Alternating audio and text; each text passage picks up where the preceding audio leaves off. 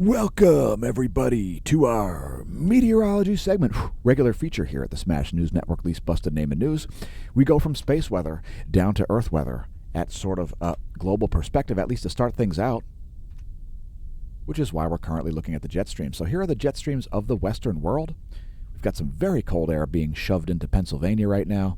Tomorrow's high temperature only expected to be about 37 degrees Fahrenheit here in Lehigh Valley, Pennsylvania. And you can see the jet stream dipping down here, pulling some cold Canadian Great Lakes air into the mid-Atlantic region. Let's look at the surface winds also. There are the surface winds of the western portion of planet Earth.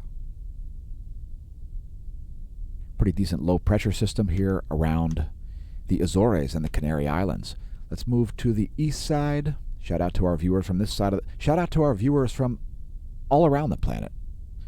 Please leave us a comment if you're viewing the video from a different plane of existence, dimension, solar system, planet, spaceship, timeline, etc. These are like sands through the hourglass of time. These are the surface winds of the eastern world. Strong low pressure system here off the coast of Russia, in between Kamchatka and Siberia. How about the jet streams, you ask? Well, there they are, blowing backwards over the central Indian Ocean.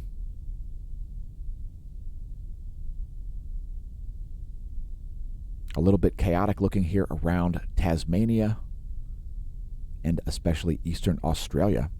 Some very warm temperatures likely there in northwestern Australia, as we see some equatorial air blowing down there with that bend in the jet stream. Let's continue on to look at temperatures.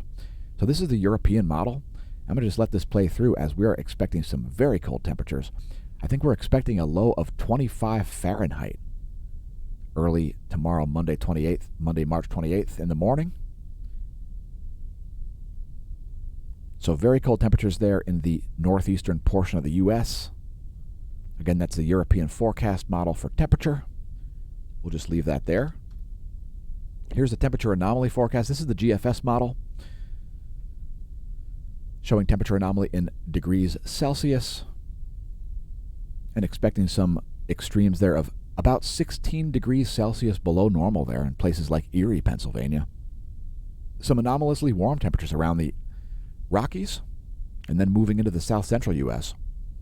You can expect some major snowmelt with all of these extended anomalously warm temperatures. Seems like a lovely day to go whitewater rafting in the Rockies. Next, your GFS pressure and precipitation forecast model.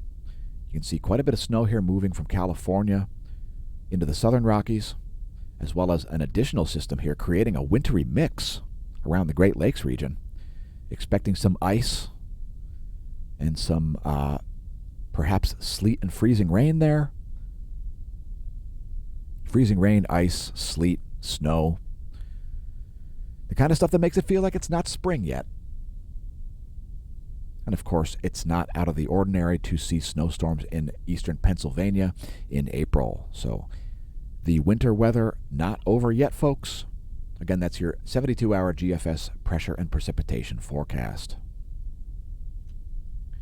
Continuing out of the weather.gov map, we've got some hard freeze warnings in the southern U.S. and some red flag warnings. If your county is lit up, just click your county. Those are too many counties for us to go over. Again, it's at weather.gov as the URL. Here's your lightning mapper to see the teeth of the storms. No terrestrial lightning in the U.S. Let's take a look anyway at a real-time lightning map from blitzortung.org. Lightningmaps.org. It's just spectacular. Next time you hear thunder, check it out. It could save your you-know-what. And things are looking pretty calm. Let's just make sure that we're seeing a feed here. Give it a minute. This video was originally streamed live to twitch.tv/SpashoBash. I'm not so sure that's live, folks. Is it live? Is it live? Because Daryl Mack will do things like that. That's a Run DMC reference if you didn't know. Next, the water vapor scenario over the Pacific Ocean. Yes.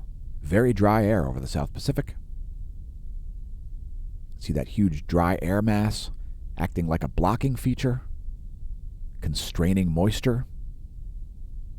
into more narrow bands.